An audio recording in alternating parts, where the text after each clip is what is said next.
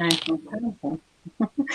Bom, gente, então eu sou Beatriz, né? Eu sou ginecologista obstetra, 99% obstetra do que ginecologista, do Odete, do Vila da Serra. Fiz meu mestrado em HIV, na Faculdade, né, de Medicina da Federal, e aí por isso esse tema quase sempre vem para mim. É um tema em que a gente já lidou muito na MOV, e aí começaram a transferir esses pacientes gestantes para o Hospital das Clínicas.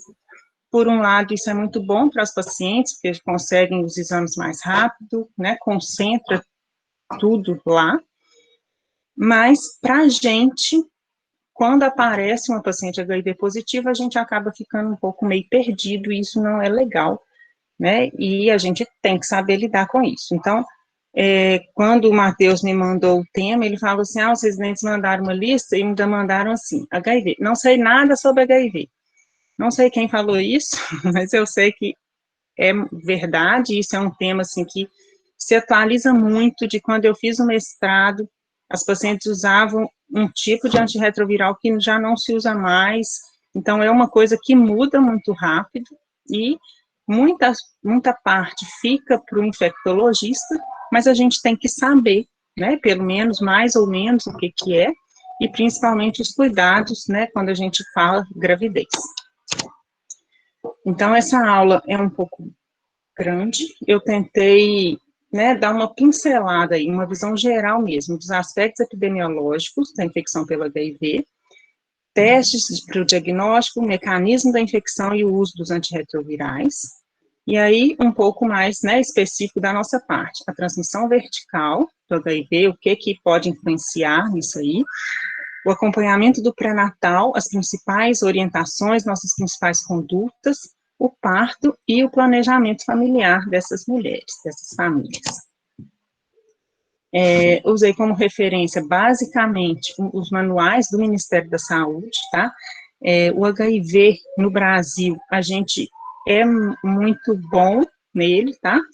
Eu ia muito nos encontros mundiais, assim, né, sobre o HIV, e o Brasil sempre é citado como uma referência, tá, por a gente conseguir o acesso aos antirretrovirais, por aquela lei, né, que se você quiser comprar um antirretroviral na farmácia, você não compra, né, isso tudo fica guardado lá pelo SUS, então, né, você tem que ter essa prescrição, é tudo pelo SUS, e a gente consegue esse acesso, não falta para ninguém, dentro, né, do normal. Então, eu não fiquei incomodada de só usar, basicamente, coisas do Ministério da Saúde. Olhei também up-to-date e vou falar um pouco para vocês também da minha experiência, né, que eu já atendi muito lá no Hospital das Clínicas, fiquei lá até fazer meu mestrado, depois do mestrado fiquei mais quase 10 anos depois, e atendo também no consultório. Então, da epidemiologia, esses dados são de 2018, porque geralmente, né, eles fecham os dados no início do ano seguinte e publicam mais ou menos no segundo semestre. Então, esses dados foram publicados no segundo semestre de 2019, são relativos a 2018. Então, em 2018, a gente tinha 37,9 milhões de pessoas vivendo com HIV no mundo.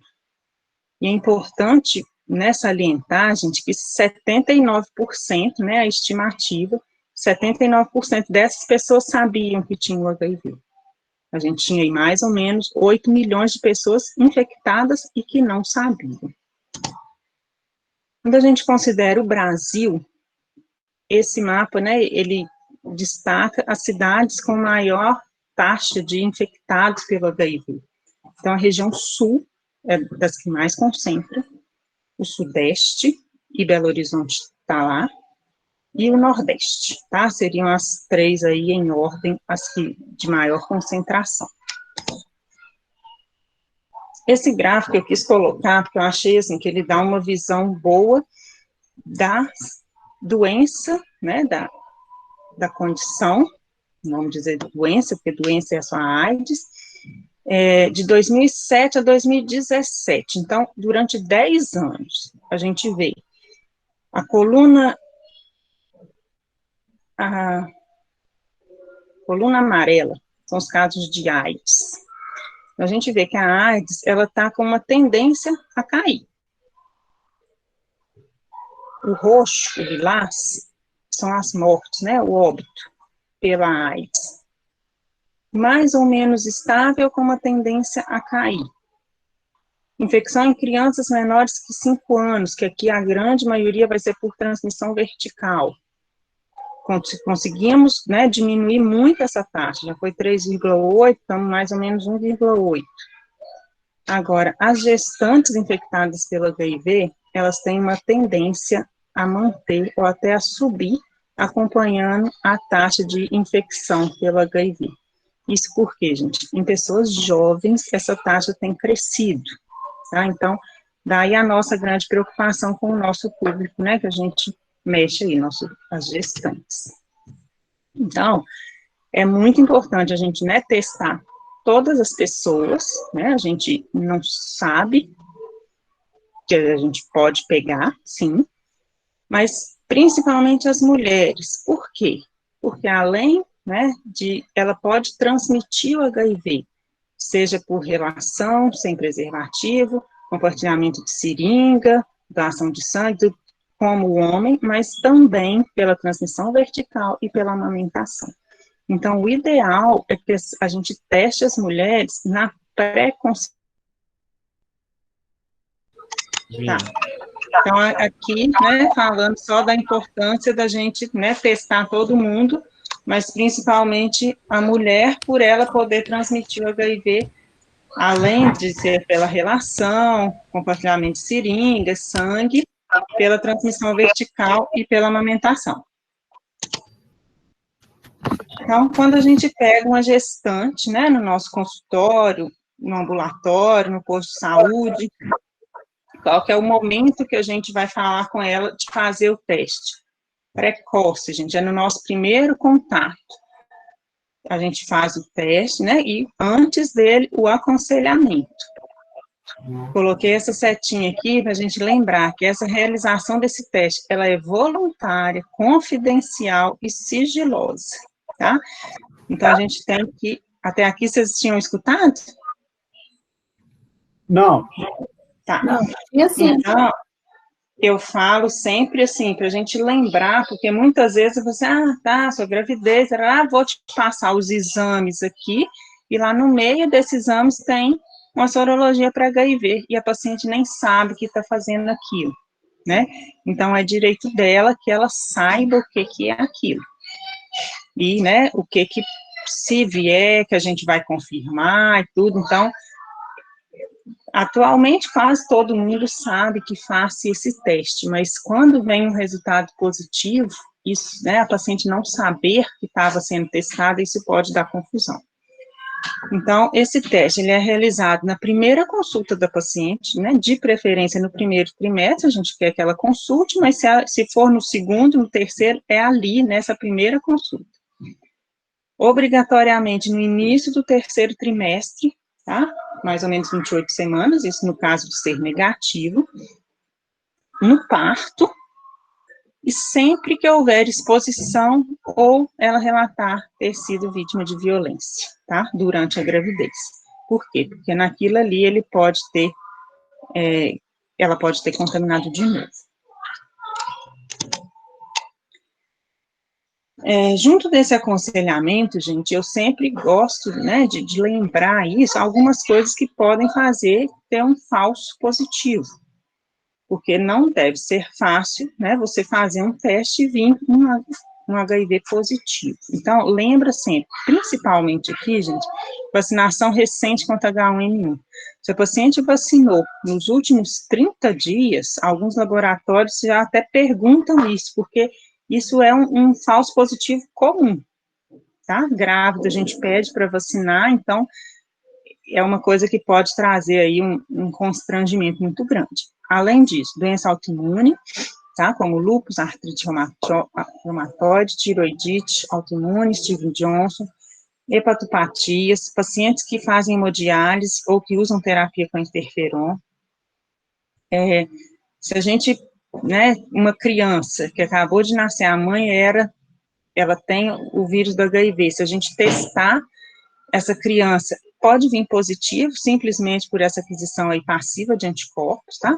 E a própria gestação pode dar um falso positivo.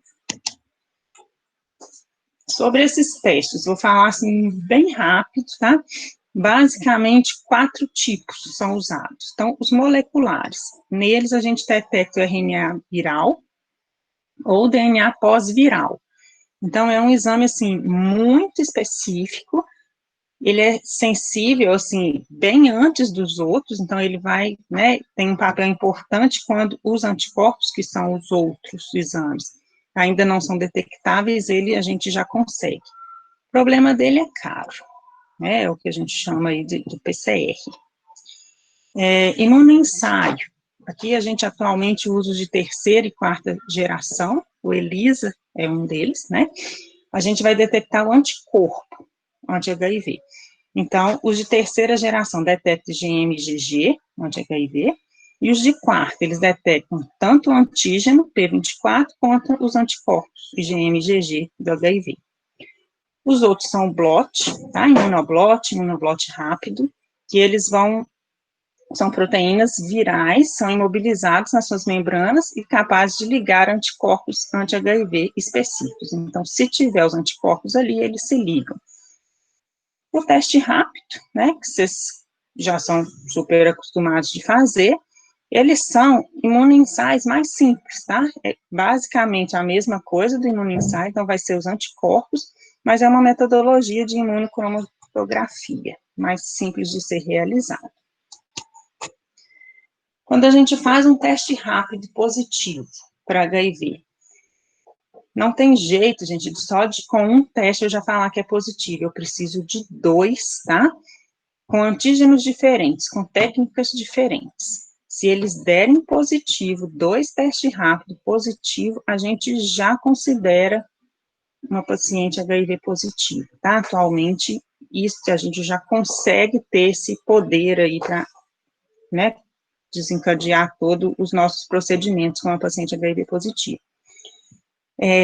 Realizar sempre na presença do paciente. Então, por isso que, né, nas nossas confusões de teste rápido, de realização de teste rápido, tem gente que às vezes sugeria de fazer, assim, deixar numa bancada aquele monte de teste rápido. Não pode, por quê? Para a gente não trocar, tá? Não ter chance de trocar. Isso é o preconizado no SUS, tá? Que seja feito o teste rápido, ali da lanceta mesmo, da pontinha do dedo. Mas se algum serviço optar pela coleta de sangue venoso, hospital particular, muitos fazem isso, se der um teste positivo, eu tenho que colher uma nova amostra. Por quê? Para eu descartar de que aquela amostra não é daquele paciente, tá? Em função da alta sensibilidade dos testes rápidos, diante de 2 amostras reagentes, eu já explico para o paciente e já peço a carga viral, tá? Para daí eu, né, não perder tempo. Eles, né, tem já, e eu não preciso perder tempo aqui com um blot, tá? Já é o diagnóstico. No protocolo, gente, tem vários fluxogramas que eu achei, assim, que a gente ia acabar perdendo muito tempo, tá um pouco confuso lá, mas, basicamente, 2 ou mais testes combinados, tá? Para quê? Para aumentar esse valor preditivo positivo. O primeiro teste, ele é o mais sensível, o segundo mais específico. Para a gente ter uma ideia, mais ou menos. Aqui embaixo, são os dias da infecção, tá? Com 10 dias, se você foi infectado, com 10 dias, se você colher um teste molecular, um PCR, ele já vem positivo. Com 15 dias, um imunoensaio de quarta geração que detecta esse antígeno P24 já vem positivo.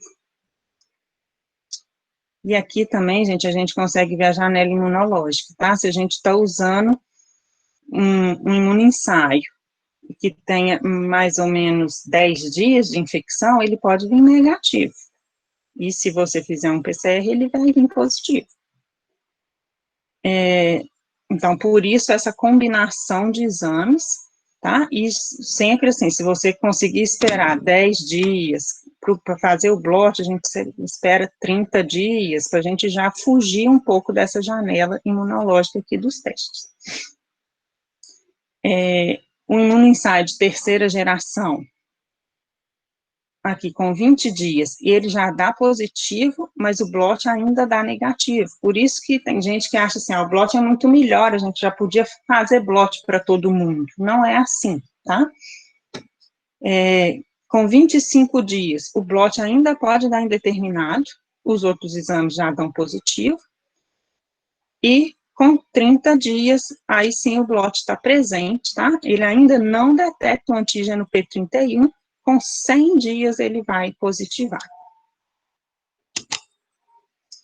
Então, nossa paciente, que a gente pediu o exame lá, chega para a gente com esse resultado, tá? Então, laboratório particular geralmente já solta assim o resultado, tá? Repetido e confirmado, 2 amostras, positivo, positivo. O que nós vamos fazer com essa gestante? Eu não sei se alguém já teve essa experiência de passar por uma gestante, né, o resultado.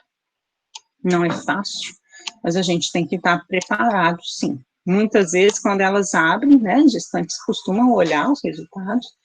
No SUS, esse exame é sigiloso, ele não vai para a paciente, a gente pega antes, mas num hospital particular, né, numa clínica particular, muitas vezes o laboratório, às vezes, liga para a gente, mas a gente corre o risco, sim, de paciente pegar esse resultado e aparecer no nosso consultório com esse resultado. Então, a nossa abordagem inicial, primeiro a gente vê o que a paciente sabe sobre aquela doença, e aí daí nós vamos explicar para ela. Uma coisa que eu uso muito é que, assim, no início da AIDS, acho que quase todo mundo lembrava do Zacarias, do Cazuza, em que era saber que estava, daí um tempo morria. E atualmente tornou-se uma doença crônica, como uma hipertensão, um diabetes, em que a gente precisa ter o controle, e que muitas vezes vai morrer de outra coisa, né, de um atropelamento, de qualquer coisa assim, mas tendo-se o cuidado, a gente consegue muito, né, a qualidade de vida e que a pessoa tem um bom estado de saúde. E principalmente, gente, nas grávidas, a gente consegue muito pela, assim, a aderência ao tratamento e tudo, quando a gente, né, passa para ela que a gente consegue a gente tem muita chance que esse bebê não seja infectado. Então, é isso, enfatizar o impacto positivo do uso do início do uso do antirretroviral para a profilaxia da transmissão vertical e para a qualidade de vida da própria paciente, tá? Quando a gente, né, descobre isso, a gente tem que falar com ela, a gente pesquisar se ela já teve outros filhos. Às vezes ela teve um filho e na outra gravidez ela não foi testada, por exemplo, no 3º trimestre, e essa criança pode ser infectada pelo HIV e não está sabendo. Parceiro sexual, a gente tem que estimulá-la a contar, tá? Às vezes, o paciente já sabe, tá? Ou acha que poderia ter, porque um ex-marido faleceu de AIDS, e ela não quis fazer, e agora está com um próximo, e a gente faz o exame, e ela fala assim, eu já desconfiava, mas se o meu marido souber, ele me mata. Então, a gente usa muito do artifício de falar assim, ela, né, a gente fez exame de HIV, dentre todos os exames de grávida, o exame de HIV é um exame que é pedido para todas as pacientes, e esse exame veio positivo. A gente não precisa entrar no mérito de se ela já sabia, né, mas a gente tem sempre que estimular a paciente a contar e que esses parceiros façam a testagem. Esse círculo, gente, eu achei, assim, muito legal, tá? Sobre a saúde sexual e a prevenção combinada. O Ministério da Saúde, ele considera que nenhuma ação isolada que a gente fizer, né, para o HIV, a gente vai ser tão eficaz. Então, é tratar todo mundo que está vivendo com HIV, então é todo mundo dos antirretroviral, né, dos HIV positivos. Quem é parceiro de um paciente portador, testar regularmente, e as outras pessoas, né, também pelo risco. Em alguns casos nós vamos estudar aqui, mas se for o caso, profilaxia pós-exposição, pré-exposição, engravidou, prevenir, né, da transmissão vertical. Aqui, dessa imunização, a gente, né, grávida, nós vamos ver que elas não usam, né, vacina de HPV, mas fora a gravidez, usar, Kai falou muito bem na outra aula sobre sífilis, a gente tem, a paciente que tem sífilis, ela tem mais chance ainda de contrair o vírus do HIV, porque tem aquela úlcera ali na genitália, então, quando a gente encontra uma IST, a gente tem que pesquisar as outras, e existe muita, né, uma junção, assim, né, de coexistir. Então, a gente tem mesmo, é um global, não é só use o antirretroviral, é muita coisa social até junto. E temos que identificar também se aquela paciente tem alguma condição, né, uma tuberculose, um herpes zoster, alguma coisa que eu já me sugira alguma infecção que possa, né, tá piorando. Eu coloquei aqui, gente, algumas coisas, tá? Isso não tem no manual, mas são coisas que acontecem na vida corriqueira de quem mexe. E se, quando a paciente trouxe o resultado do exame, mas ela não quer que a gente escreva aquele resultado no cartão de pré-natal? A gente pode não escrever? Passado aí. Oi? Foi só a interferência do som, pode falar. Tá. Se alguém quiser dar palpite, tranquilo, tá, gente? Bom, então, eu achei esse parecer, tá, do CRM do Ceará, que teve um médico que fez uma consulta, e o CRM posicionou que, assim, colocando, né, da condição da paciente, a gente estaria, assim, prevenindo, né, ajudando ao feto, assim, evitando a transmissão vertical. Então, que o médico deve, sim, escrever no cartão de pré-natal. E que cabe à gestante a guarda do cartão. E quem é que vai olhar aquilo seria, né, a cargo da gestante. Pessoal, tá? Nível de evidência né? Quando a gente escreve, gente, a paciente rabisca, a paciente some o cartão de pré-natal. Então, o que eu costumo fazer? Eu escrevo, no lugar ali do HIV, eu escrevo carga viral de tanto, eu escrevo o resultado da carga viral, eu escrevo em uso de antirretroviral, tá? Porque é difícil, né? É complicado demais. E eu tenho medo de, se a gente fala assim, não, eu tenho que escrever sim, e escreve lá, positivo. Essa paciente abandona tratamento, ela não faz pré-natal, ela vai aparecer no hospital sem cartão, tá? Então, assim, isso é opinião pessoal, tá? Pelo CRM, a gente pode escrever. E se ela se negar a fazer, né? Eu falei lá que é voluntário, tudo, e se ela fala assim, não quero fazer isso. Resolução do CFM. É dever do médico solicitar, durante o pré-natal, o exame do HIV, tá? Com aconselhamento pré e pós-teste, resguardando o sigilo profissional. Agora, se a paciente não, né, quiser fazer, a gente tem que escrever no prontuário que foi solicitado, com consentimento e negativa dela em realizar o exame. Lá na MOV, a gente teve, tá, em 2019, uma paciente que se negou a fazer um teste rápido durante a internação. Então, foi elaborado esse documento pela diretoria clínica, tá, junto com a promotoria de justiça, em que a paciente assina esse termo, né, sabendo que ele foi oferecido e o risco que pode ter, né, o feto aí em relação ao parto, tá? Então, nesses casos, a gente não vai considerar positivo e fazer a ZT e tudo, não.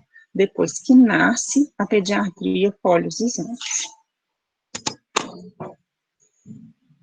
Como eu falei lá, que ela deve, né, comunicar ao parceiro sobre a positividade, tudo isso ela se negar a isso.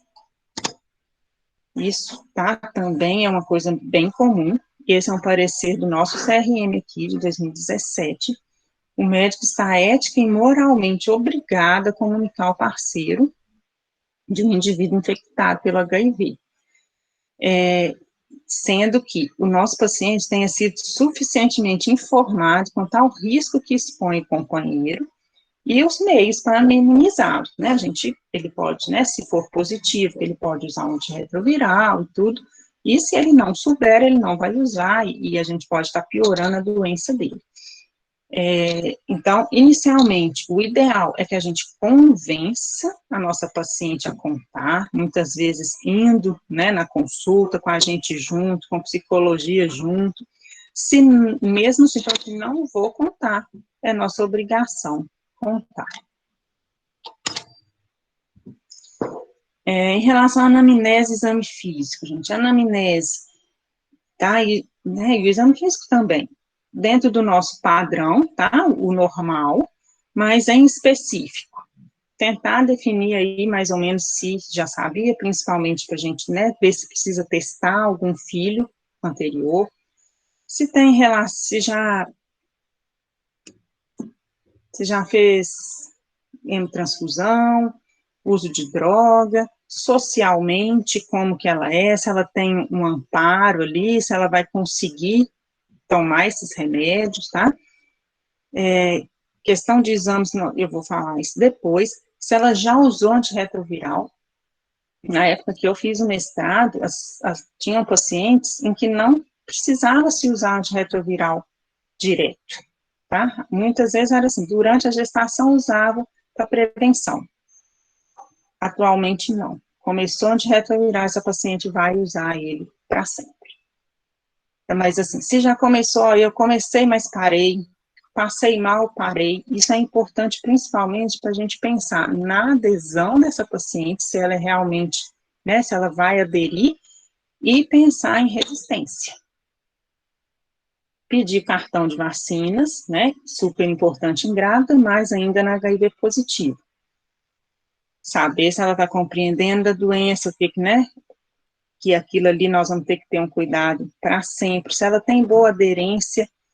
E aqui, gente, eu esqueci de colocar, o Ministério da Saúde eles falam, né, o pré-natal de um paciente HIV positivo, ele vai ser feito no posto de saúde e na atenção secundária ou terciária, tá?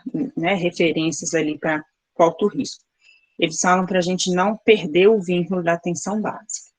Muitas pacientes, às vezes, têm conhecidos que trabalham no posto e não querem que fiquem sabendo, tá? Isso também estou falando de um dia a dia, assim. Mas tem muitas que têm um bom vínculo com o posto de saúde. Então, a gente tem sempre que, né, tentar ver como é essa relação, mas sempre abraçando a causa ali para não deixá-la que ela abandone esse tratamento. Se for o caso de falar assim, eu não quero ir no posto, ok, mas pelo Ministério, ela, né, seria manter esses dois acompanhamentos aí.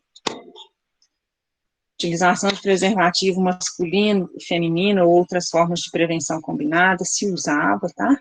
Ou não. E se já teve alguma história de sífilis ou outra IST.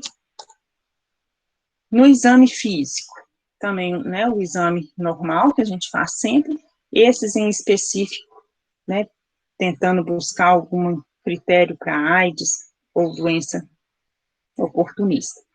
Na pele, tem sinais de dermatite, sarcoma de Kaposi, aquela ferida, né, aquele vermelho, na cabeça e pescoço, candidíase oral, né, em quem está com baixa resistência, ela pode aparecer, endoscopia, se tiver um CD4 menor que 50, linfonodo, pesquisar a linfadenomegalia, a gente sempre deve pesquisar isso em todo mundo, nas HIVs positivas, mais ainda. Se tem hepatomegalia ou esplenomegalia, no sistema neurológico, por exemplo, uma neurosífilis que esteja ali, né, paciente HIV positivo, eu lembro que o Caio falou isso também muito bem, na aula de sífilis. Neurosífilis, a gente tem que pesquisar o HIV. E, em específico, no trato genital inferior, a gente vai avaliar leucorreia, se tem alguma úlcera, se tem lesão pelo HPV, é muito comum, condiloma, assim, gigantesco, tá? Na gravidez, então, eles aumentam mais ainda nas HIV positivas, que estão com a resistência baixa, às vezes até de obstruir canal de parto. Quando eu falei lá sobre os fatores de risco da transmissão vertical, que a gente, né, deve esclarecer a gestante sobre a transmissão vertical.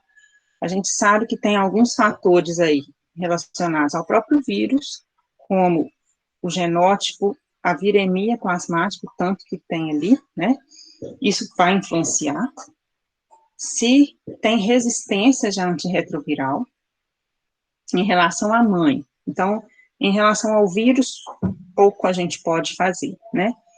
Em relação à mãe, uma mãe que tem uma carga viral elevada, ela vai ter mais chance de transmitir o HIV, tá? Baixa contagem de CD4, aqui não usa o antirretroviral, e aqui já tem uma doença avançada, e a AIDS.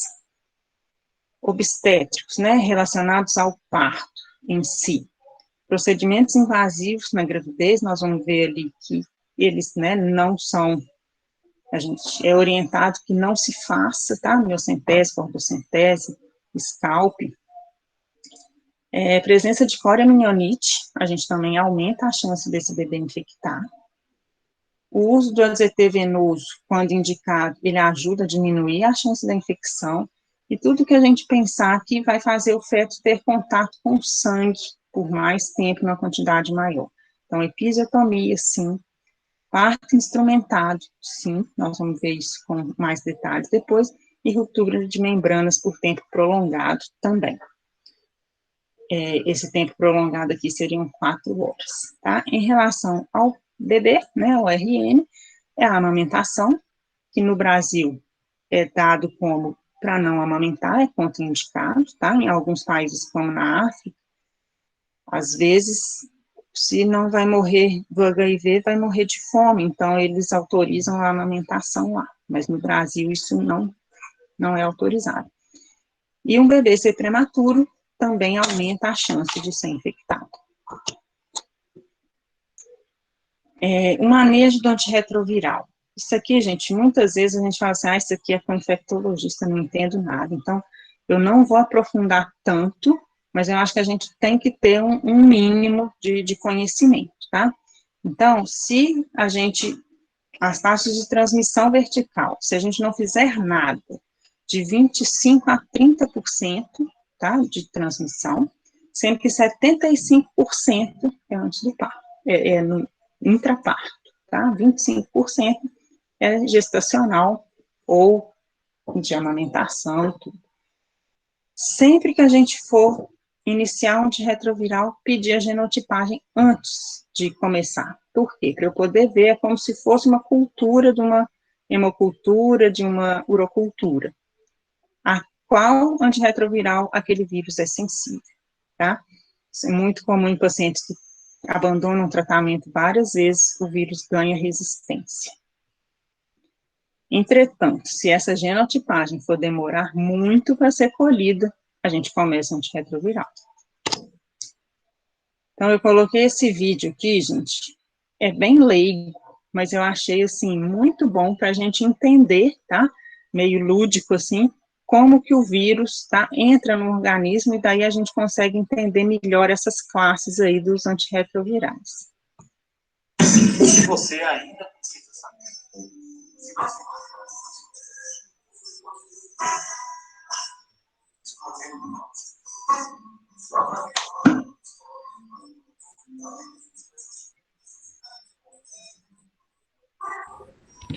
Bia, só não tá saindo com áudio, tá? O áudio do não? som. Não, tá muito baixo. Então, Se você peraí que quiser eu ir vou falando. aumentar. Eu acho que não vai dar certo, não, porque tá sem o foninho, entendeu? Porque o Então, quê?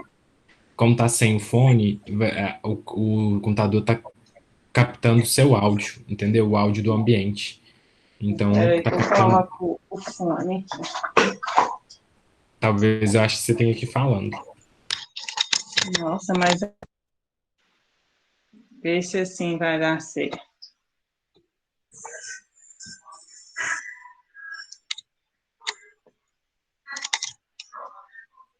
Não, continua do mesmo jeito.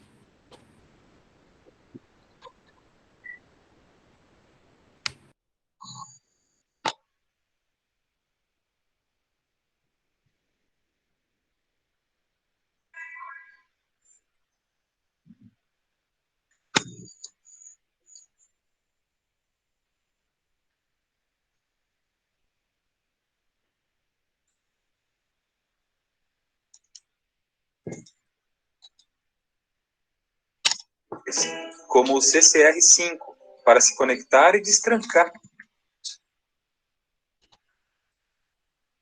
Bia, tinha dado certo nesse final Você da me mandou audição, mensagem aqui que não. mas agora deu, no final que deu. Não sei o que você fez, não. Ô, Jesus, vê se assim vai dar. O que você ainda precisa saber? Deu. Se nossa imunidade fosse um exército, os linfócitos T seriam os generais. Eles coordenam todas as defesas. Se ao fazer sua ronda descobrem um invasor, fabricam substâncias químicas que sinalizam aos outros membros do pelotão que é hora de atacar. Ao infectar um dos tipos desta célula general, o linfócito TCD4, o HIV boicota toda a cadeia da imunidade. O HIV tem uma série de receptores em sua carapaça. Chamados de GP120, eles atuam como uma chave, capaz de abrir fechaduras bem específicas, como o CD4, receptores que ficam na superfície dos linfócitos T. O HIV ainda se aproveita de outros receptores menores, como o CCR5, para se conectar e destrancar a entrada da célula de defesa. O vírus da AIDS começa a se fundir com o linfócito T. Seu envelope externo é descartado e ele passa a fazer parte do próprio linfócito. O conteúdo interno do vírus penetra no seu citoplasma, o material que recheia a célula. O HIV possui ainda uma cápsula de proteínas conhecida como capsídeo, que protege suas partículas essenciais. E logo de cara, ela acaba digerida pela célula. Após a quebra do capsídeo, os principais componentes do HIV, o RNA e as enzimas transcriptase reversa, integrase e protease são liberados. Cada um deles tem uma função específica, mas o objetivo em comum é terminar a missão de invadir a célula. O HIV não tem DNA no seu material genético, e sem o tal do DNA, ele não conseguirá se reproduzir. Ele possui apenas uma fita de RNA, daí ser chamado de retrovírus. Sua receita precisa então ser traduzida.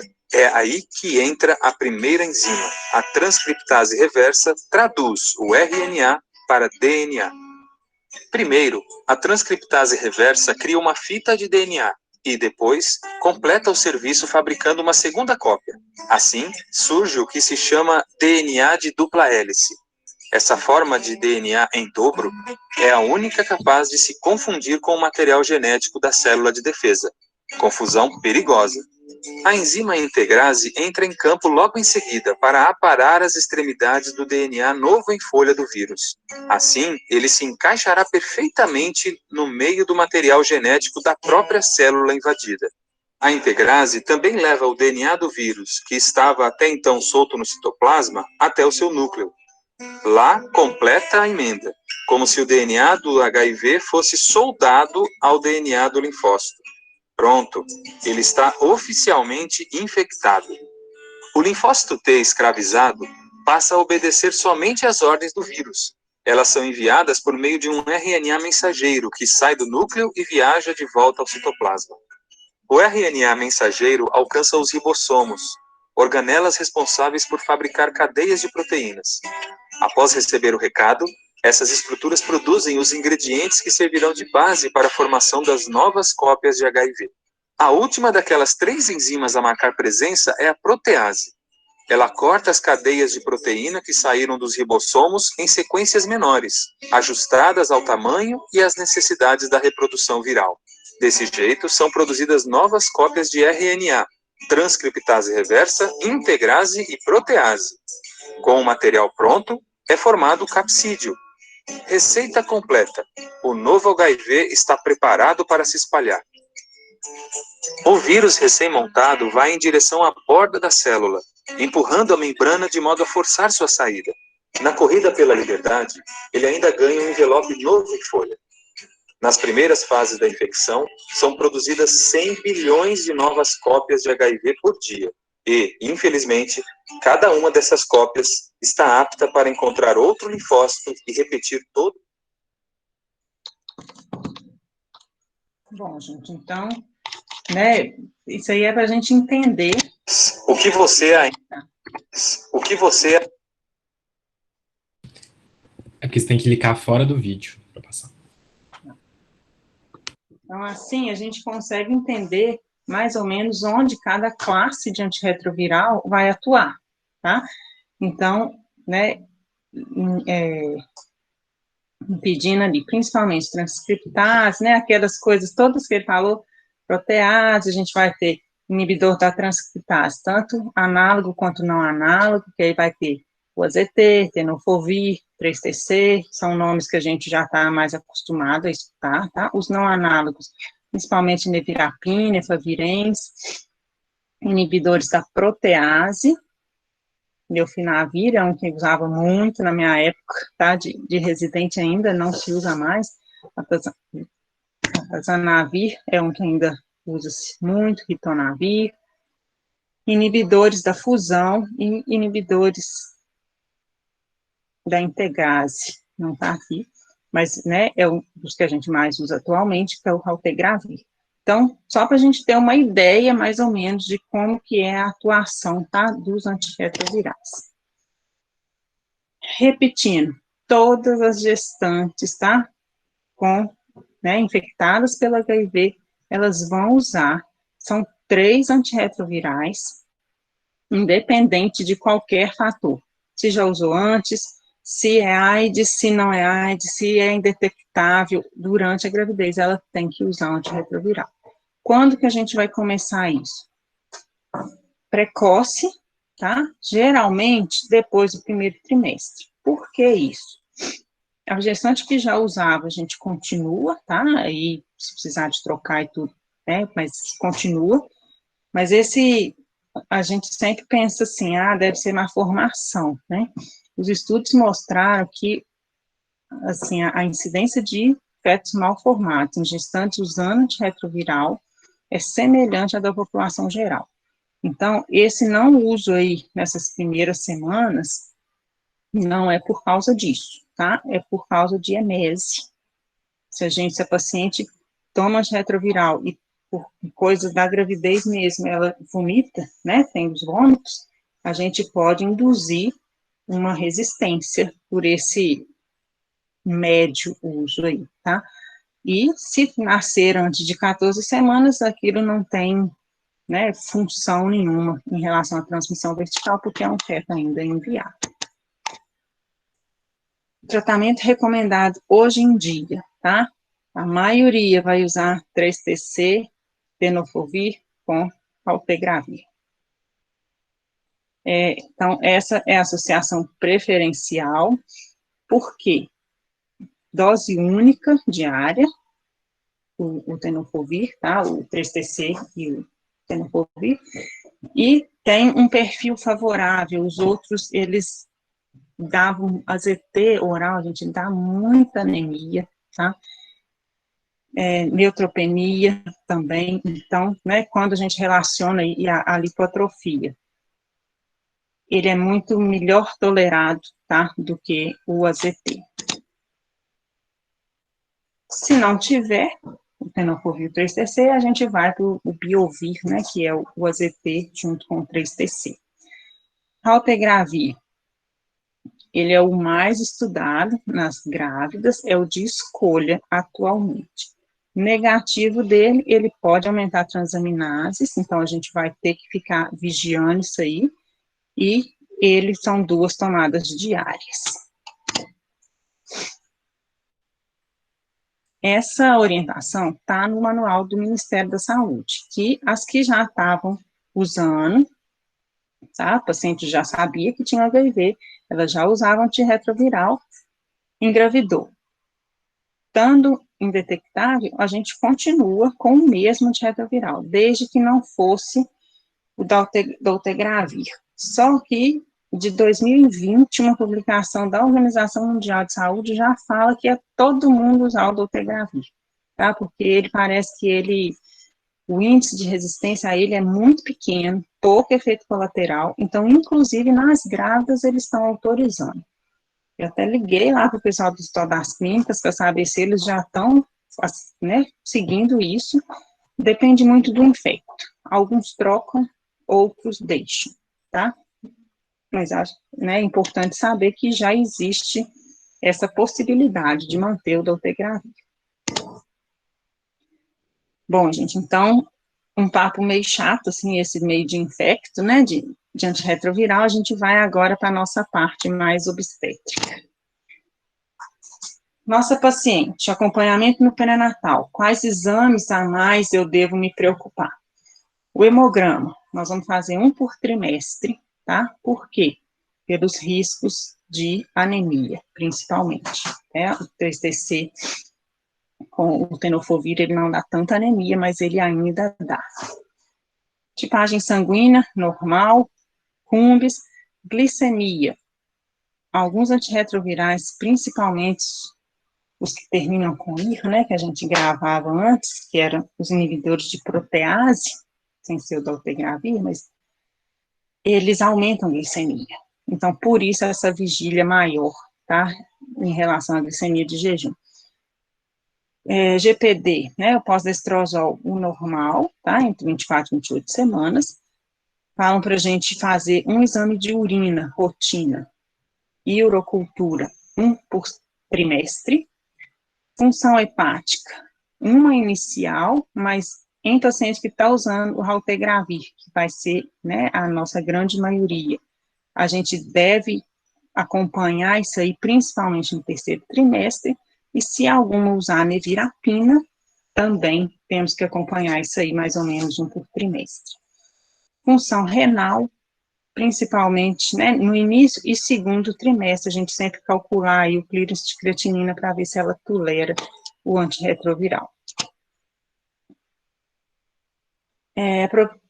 Propedêutica de sífilis, né, também dentro de um normal, no início e terceiro trimestre, durante, né, quando for admitida para o parto de novo, e assim como o HIV, se teve alguma exposição sexual ou, né, vítima de violência, repetir.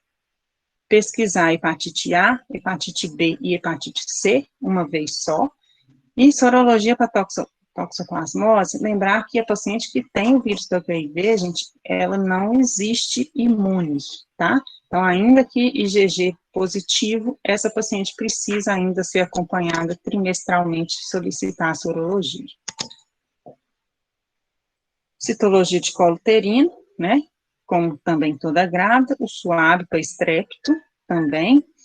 Realizar Schiller, toda paciente ainda vai assim, não, mas eu fiz no posto, tem 2 meses, ok, eu vou passar o espéculo aqui e fazer um exame de Schiller para ver como que tá, porque muitas vezes passa alguma coisa ali desapercebido. Se tiver sinal e sintoma de vaginose, também a gente pesquisar.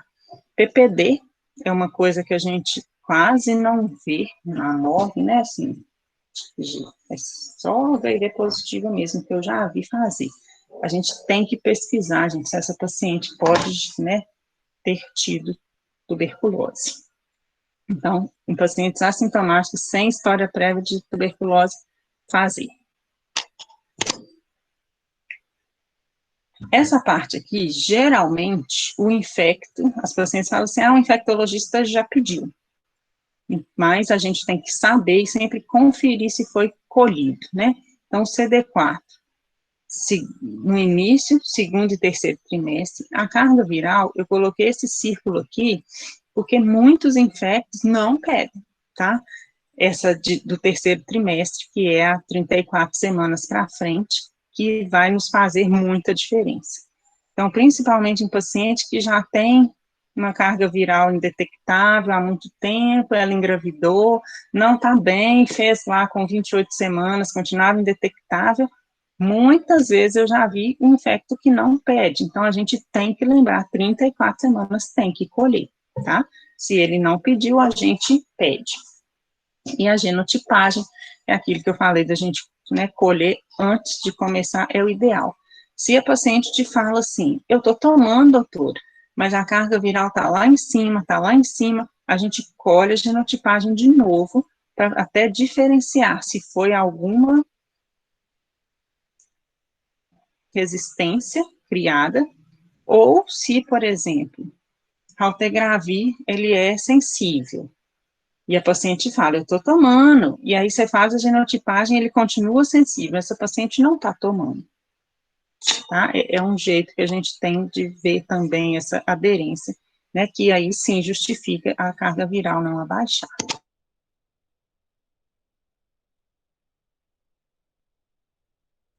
A gente já tem AIDS mesmo, CD4 baixo, eu acho que a gente não precisa saber aí essas dosagens de sulfo, eu coloquei só para a gente lembrar de avaliar a suspensão no terceiro trimestre pelo risco de Kernicterus, tá? Isso aí, né, muitos infectos não lembram, a gente tem que lembrar. Em relação à vacinação, também pouca coisa aí diferente em relação à grávida normal. Então, o pneumococo, se essa paciente já tem um diagnóstico prévio à gestação, provavelmente ela já tomou, tá? São 2 doses com intervalo de 5 anos entre elas, independente da idade, se é criança, se é adolescente, se é adulto. Vou pular essa meningococa aqui, que eu volto nela, tá? A hemófilos, a vacina de tétano mesmo, né, que a gente já está acostumado atualmente, a DTPA, hepatite B, influenza. Essas são as normais. A meningocócica e a de hepatite A, elas, o Ministério da Saúde fala que é recomendado. Como é vírus inativo, a gente não teria problema em fazer, mas na prática não fazemos, tá? Mas pelo Ministério é para fazer. Em relação ao ultrassom, não se fala muito, tá? Quando a gente lê no protocolo, no do Ministério da Saúde não tem nada sobre segmento de ultrassom. Ela só se fala, tem fraca associação do uso de antirretroviral com a má formação, como eu falei já com vocês, é uma incidência muito, assim, igual à da população geral, mas existe a possibilidade da relação de oligohidrame com antirretroviral. Então, geralmente, no terceiro trimestre, a gente faz um ultrassom a mais do que é o recomendado, né, em gestações normais. E existe também, esse sim comprovado, uma possibilidade de um crescimento restrito do feto pelo uso do antirretroviral. Então, a gente, né, é aconselhável que se faça uma biometria no terceiro trimestre. Via de parto. Se eu tenho uma gestante com carga viral indetectável que foi colhida de 34 semanas para frente, esse parto vai ser via obstétrica, tá? Preferencialmente vaginal, e eu não preciso usar o azetem intraparto. Isso é uma coisa nova, assim, né? Mais ou menos uns 3, 4 anos, tá? Essa não necessidade, então, às vezes, vocês vão deparar com alguns médicos falando, não, mas tem que usar. Se é carga viral indetectável, colhida após 34 semanas, não precisa. Se ela é detectável, a carga viral, mas é menor do que 1.000 cópias, mais do que, né, colhida com mais de 34 semanas, indicação obstétrica, mas a gente usa o AZT venoso. Se a gestante tem uma carga viral desconhecida, aqui, gente, é detectável, mas maior do que 1.000, tá? Aí sim vai ser uma cesárea, tá? De preferência eletiva. Por quê? Para a gente não correr o risco dessa paciente chegar em trabalho de parto e não dar tempo de fazer todas as doses de AZT. O que é recomendado é que seja a partir das 38 semanas, usando o AZT venoso. Uma revisão da Cochrane de 2005 já mostrava que a cesárea eletiva nas pacientes HIV positivas, ela tem uma maior morbidade pós-parto, tá? Então, as pacientes portadoras do HIV têm mais febre, endometrite, TU, eventos tromboembólicos do que a população geral que é submetida a uma cesárea eletiva. E em relação ao parto vaginal, a gente não tem, né, também, quem tem uma carga viral menor do que 1.000, a gente não tem uma morbidade maior. Quando que eu começo esse AZT venoso? O mais precoce possível, tá? O paciente internou, começou a contrair, comece. Por quê? O ideal é que a gente use 3, né, ela tome 3 doses. Então, vai ser uma de ataque e 2 de manutenção, antes do feto nascer. E ela vai tomar isso aí até que o cordão seja clampado. Se a gente começa, paciente está lá com 4 centímetros, você fala assim, ah, não, quando eu estiver lá com uns 8, eu começo a ZT. Pode não dar tempo. Você pode ter alguma intercorrência aí nesse trabalho de parto, ter que ir para uma cesárea de urgência e não tomou aquele tanto de AZT que seria o preconizado. Então, ela está internada, está em trabalho de parto, que aí também eu não acho que começar com uma indução de parto, ela vai tomar AZT 3 dias aí, também não é legal. Mas o mais precoce possível. Se cesárea eletiva, a gente começa 3 horas antes, que aí a gente vai dar 1 dose de ataque, 2 de manutenção, e só vamos suspender depois da ligadura do cordão. Como que eu preparo essa solução? Sempre em soro glicosado, tá? 5%, 100 ml. Essa tabelinha aqui, eu tenho ela na bolsa, eu acho que todo mundo, né, devia ter, porque a gente nunca sabe. Para fazer, né, se quiser também fazer a conta, são 2 miligramas por quilo na primeira dose, na primeira hora, que é a dose de ataque, e 1 miligrama por quilo por hora, que é a dose de manutenção.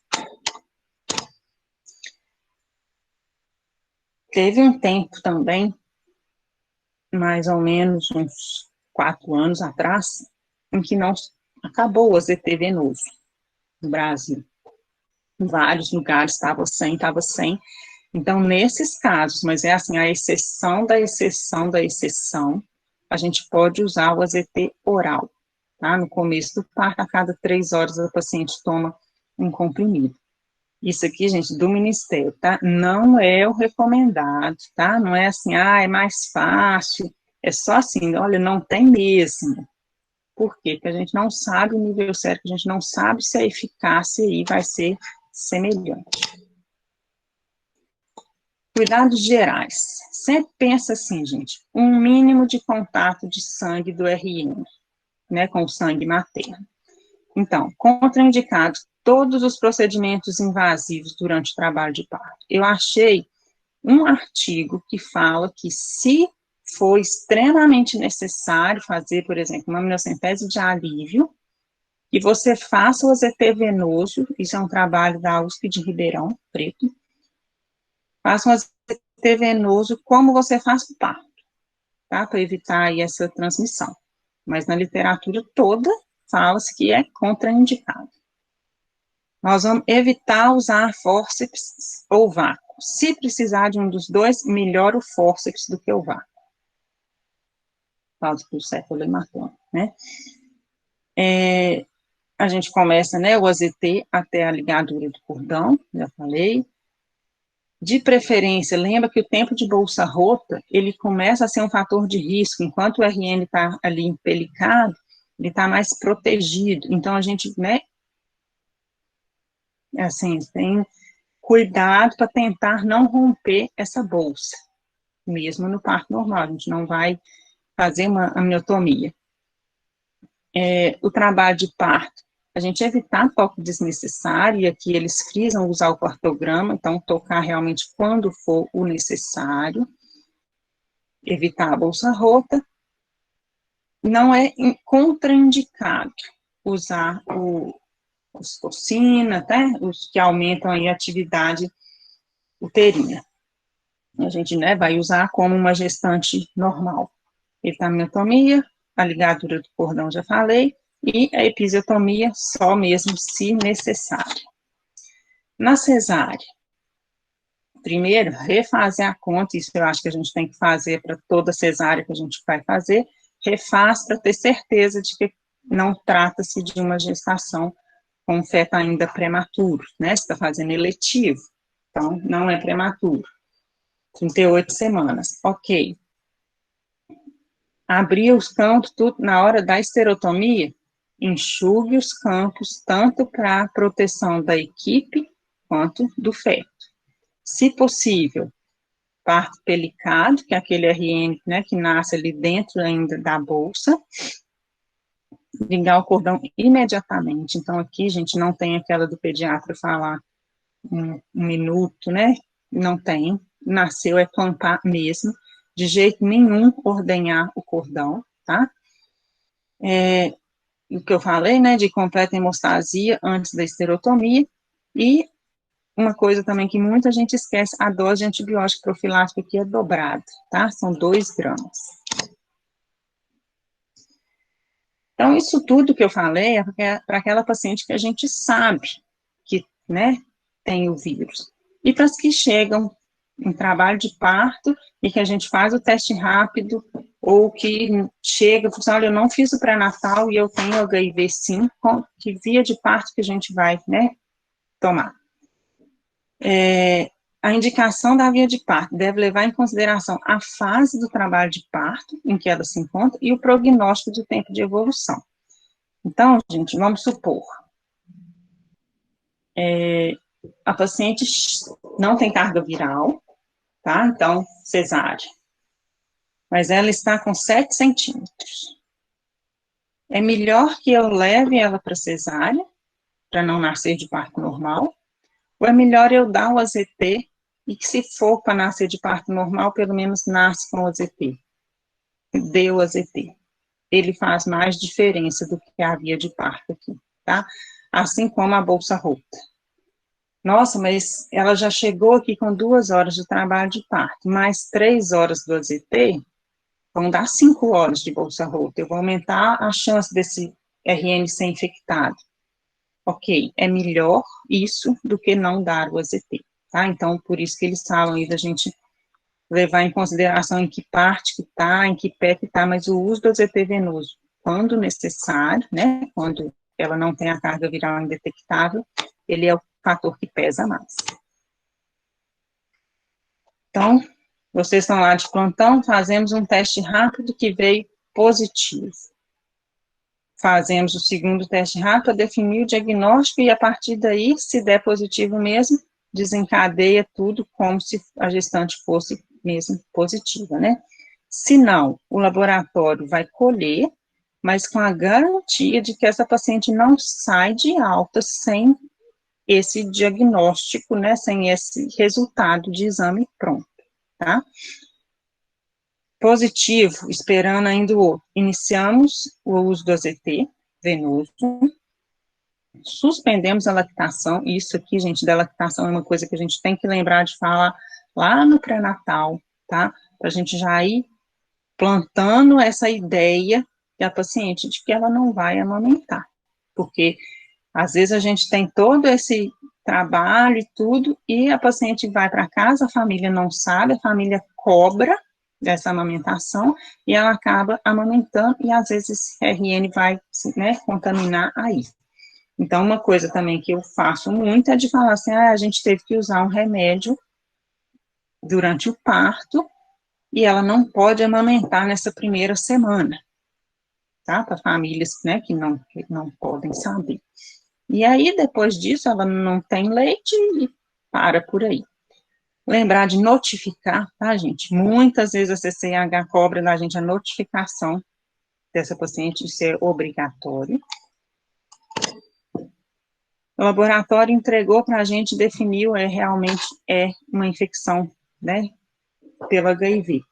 A gente inibe, tá? Porque lá, enquanto a gente estava esperando o resultado do laboratório, a gente só suspendeu.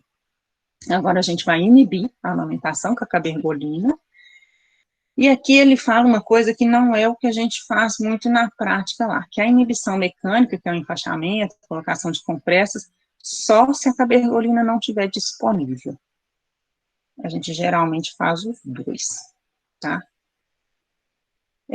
Dali, tanto a parturiente, né, quanto o RN, eles vão ser encaminhados para algum serviço, tá, aqui em Belo Horizonte, ali no Oeste de Minas, em que vão acompanhar, e ali tem infectologista, e fechar o caso. Então, lembrando, a cabergolina, nós vamos dar 1 miligrama, o comprimido tem 0,5, via oral, dose única. Esse comprimido está disponível no SUS, na móvel a gente tem ele, tá? Então, podemos prescrever. O enfaixamento de mamas vai ser por 10 dias. Lembrar a paciente, gente, porque muitas têm condição financeira difícil. Em alguns estados, eles fornecem até por 1 ano o leite, tá? Forma láctea. Aqui em Belo Horizonte, até onde eu sei, são 6 meses, mas ela consegue pegar, cada mês ela vai lá e pega essas latas de leite, tá? e orientar que o aleitamento cruzado, que é, ele amamenta de uma vizinha minha que não tem vírus, não, tá contraindicado. Amamentação mista, que quer dizer um pouco do leite humano, um pouco da fórmula láctea, também não é o orientado. E pasteurização domiciliar do leite humano também não. Importante, né, que ela saiba também que o RN também precisa tomar o AZT, tá, depois de nascido. Por 4 semanas, já foram 6, atualmente são 4, do AZT, a dose são 2 miligramas por quilo, 2 vezes ao dia, e se ela não tomou antirretroviral, é associado o AZT e a nevirapina por 4 semanas. Depois disso, o RN vai colher o exame.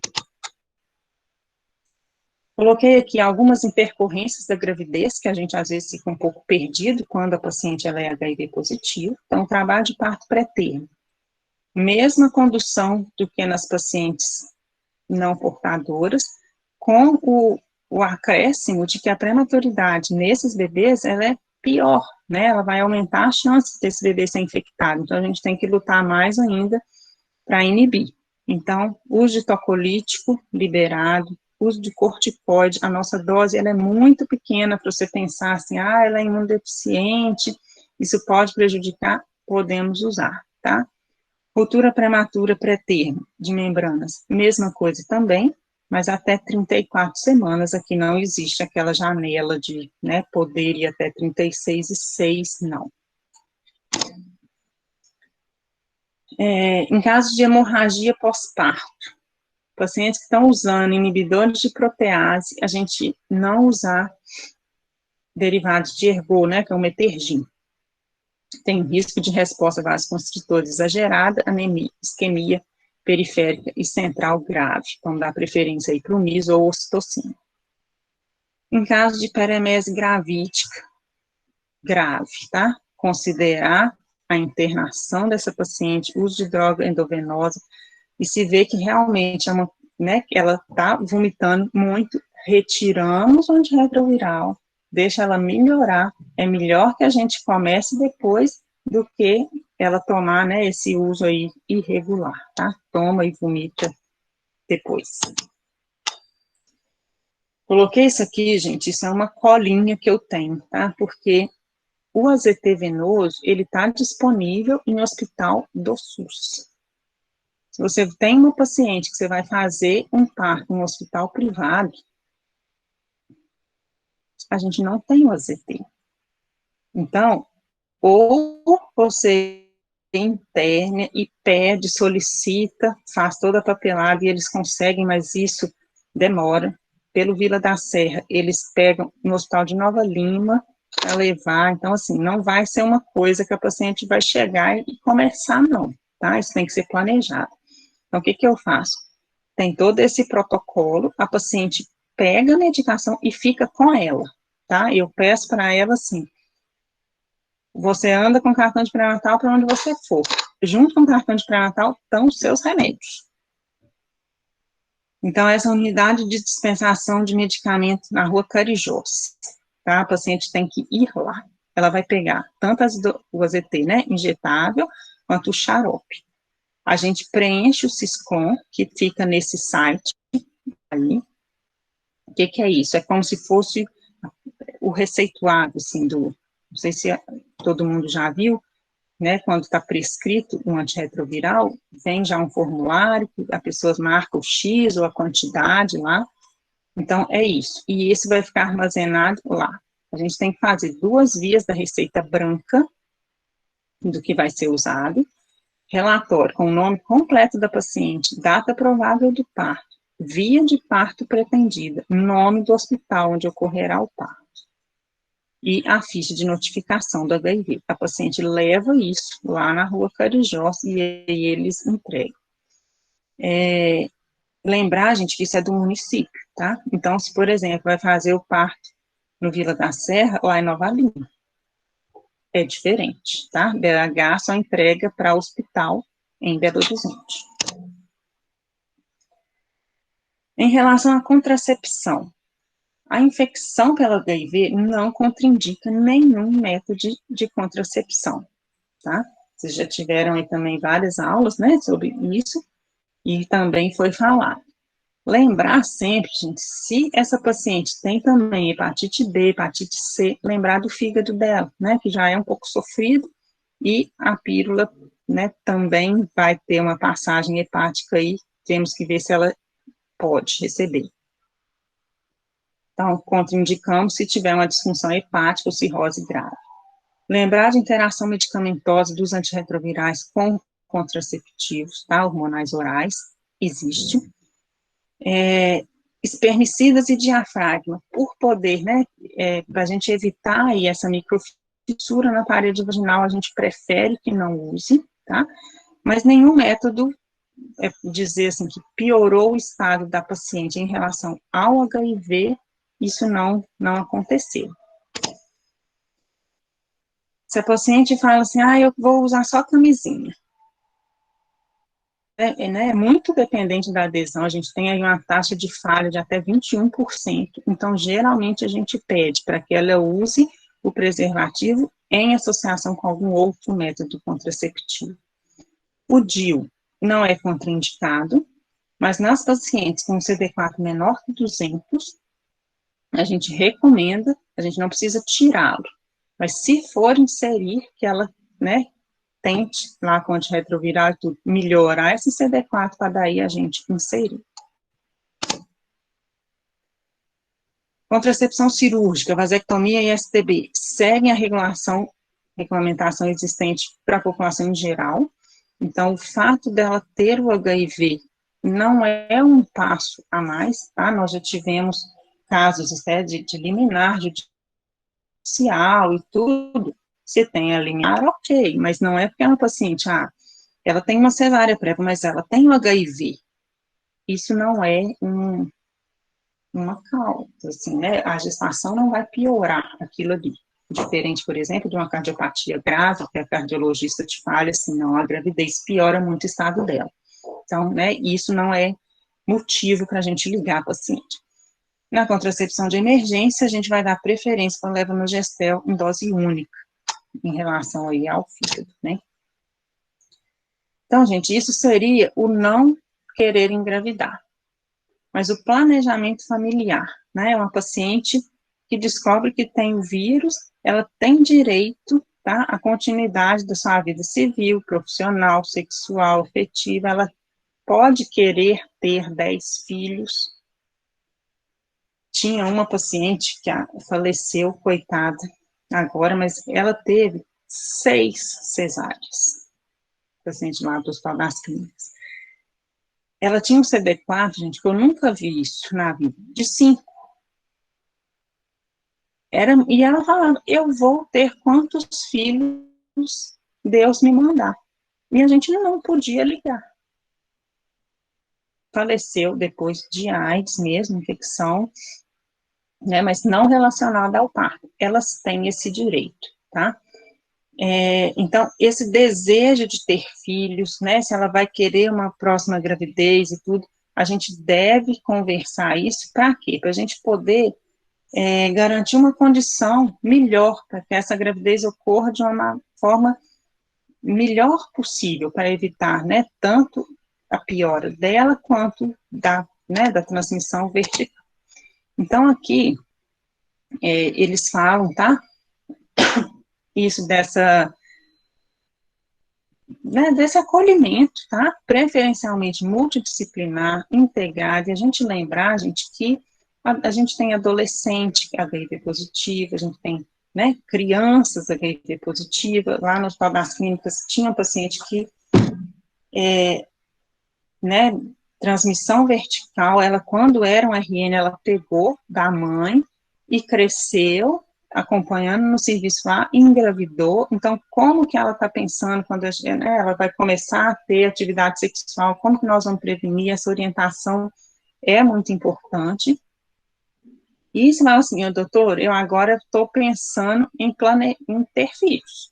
Como que nós vamos fazer? Então, esse planejamento, esse acompanhamento também é a nossa parte.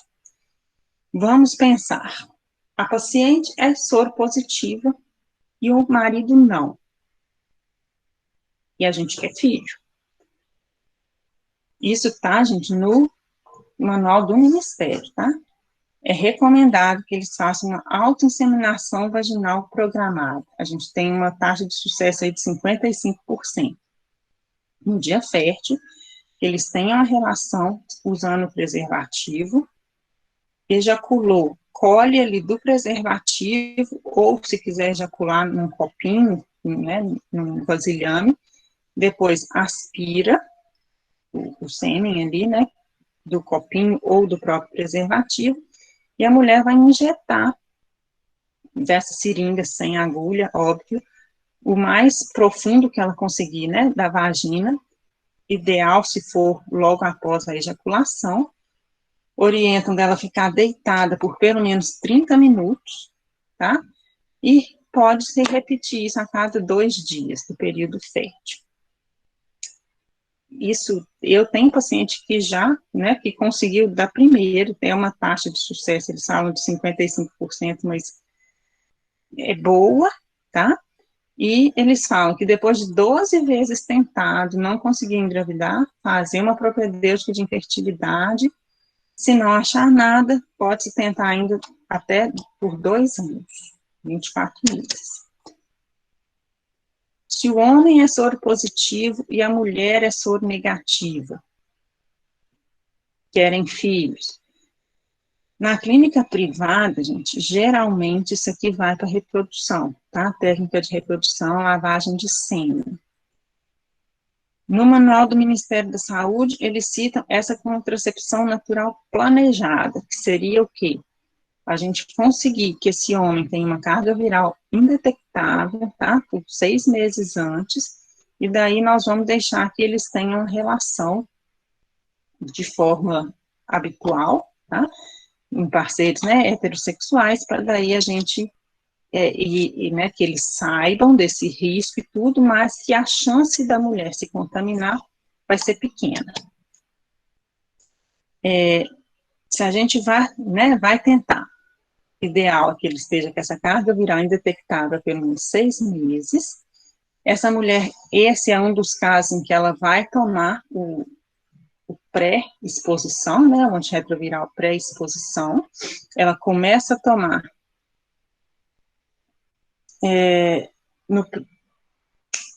ela vai tomar 20 dias, então é no período, no primeiro dia da menstruação, ela começa a tomar, vai tomando 20 dias, para ela poder ter a relação já com a cobertura do antirretroviral, tá? A gente tem que ter certeza que não tem infecção genital ali, para a gente, né, não predispor mais ainda a essa infecção, e ausência de relação sexual de risco com outros parceiros, né, e que esse homem tenha relação só com ela. Se os dois são positivos, se tem a boa adesão ao tratamento antirretroviral, com a carga viral indetectável, se nenhuma IST, a gente pode deixar que tenham relação, né, da forma normal, uma concepção natural. É isso, gente, é muita coisa,